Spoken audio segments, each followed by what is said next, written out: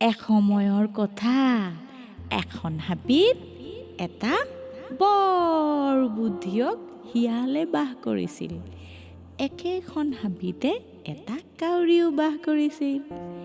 এদিনাখনৰ কথা, কাউৰীজনীয়ে ক'ৰবাৰ পৰা ইমান ডাঙৰ মঙহৰ টুকুৰা এটা লৈ গছৰ ডালত বহি আছিল।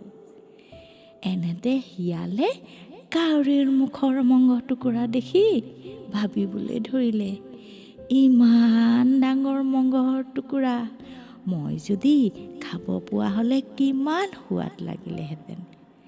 পিছে কাউৰী হ'ল উৰণীয়া পক্ষী, তাৰ মুখৰ পৰা কিন্তু মঙহৰ টুকুৰাটো কাঢ়ি লোৱা ইমান সহজ নহয়। কাউৰীৰ মুখৰ মঙহ কাঢ়িবৰ বাবে শিয়ালেও এটা বুদ্ধি কৰিলে। কাউৰীজনীক ক'বলৈ ধৰিলে, কাউৰী ভনী, তোমাৰ মাতটো ইমান ধুনীয়া, বহু দিন হ'ল তোমাৰ গান এটা শুনা নাই।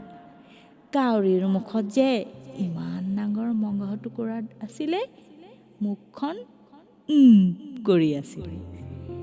শিয়ালে আকৌ মাত লগালে, অ' কাউৰী ভনী, গান এটা গোৱাচোন, বহু দিন হ'ল তোমাৰ গান এটা শুনা নাই।